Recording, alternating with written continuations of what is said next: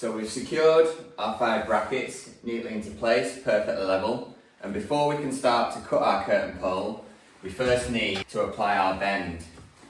So if you take your curtain poles, you can see that they have a serrated edge. Now it states very clearly on the manufacturer's instructions that when you bend your curtain pole, you need to actually have these cutouts on the internal corner of your bay window. So if we were bending this pole, we'd be bending it towards ourselves now, this way. We would never bend it the opposite way. If you do, you can severely damage your curtain pole. So we're going to show you how we're going to calculate this angle and show you how much you need to bend your curtain pole. So we have what we call a sliding bevel, and we also have a digital angle finder. So you want to go to where your curtain pole is going to sit, and you want to set your sliding bevel to the angle of your bay window. So once this is set, this is the exact angle that we need to bend our pole to. You can also use a digital angle finder. So you want to open that up, and again, you want to place that exactly where your curtain pole is going to go, and you can lock that off to give you the exact angle. So you can see from here that the angle we've got is 130 degrees. So we need to bend our curtain pole to 130 degrees. You want to check it at both sides.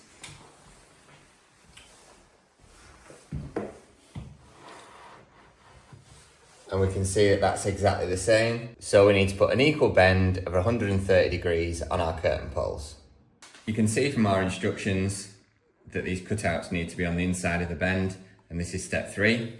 And then you actually need to cut your curtain pole in step 4. So you need to get your angles first and then cut your curtain pole. So you'll actually be making 4 cuts. You'll be trimming each curtain pole twice.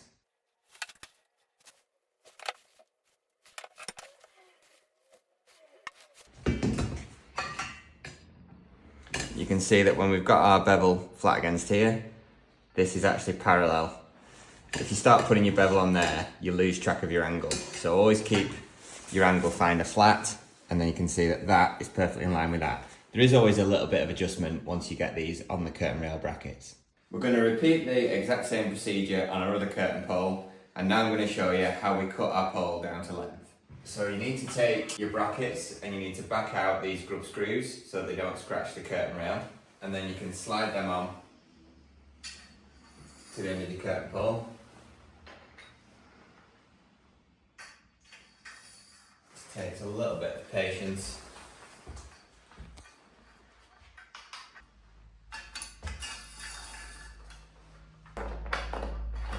You can see our curtain pole is now held in our brackets.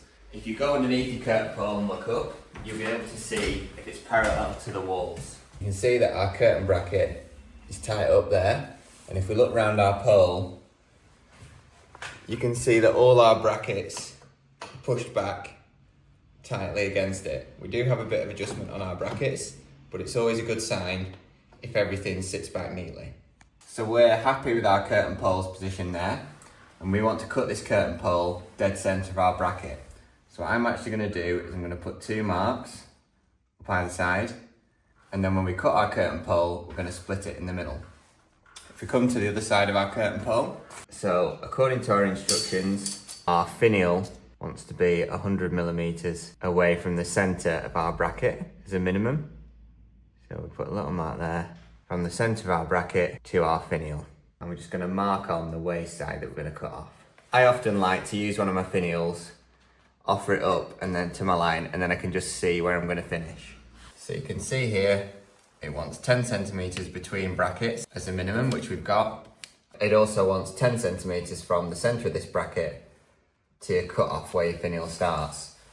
This allows the curtain to come past this last bracket.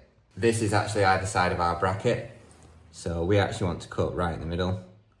So that's our center line, and we're going to cut that right on that line. It does say in the manufacturing instructions you can use a hacksaw, but this curtain pole, because it has to be strong, is quite thick. It's very difficult to get a nice clean square cut with your hacksaw. So what I've done is I've bought one of these pipe cutters. You literally clamp it onto your pipe, spin it round, and it'll leave us a really clean cut where these 2 pipes meet in the centre of our window.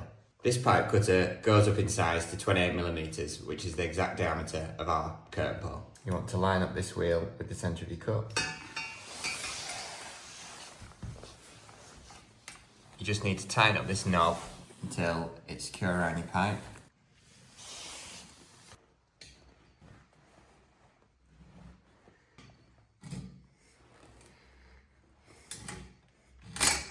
You can see our pipe cutter has left us with a nice, clean, and it's even taken the burr off, square edge. When we butt these bits of pipe up within our bracket, it'll all fit nice and square, and you can see that's our mark where our bracket will sit. We're now going to repeat the process of bending and cutting the pipe for our left and right side of our curtain pole. So we've now bent and cut our two poles to length. It's very important you don't get them mixed up.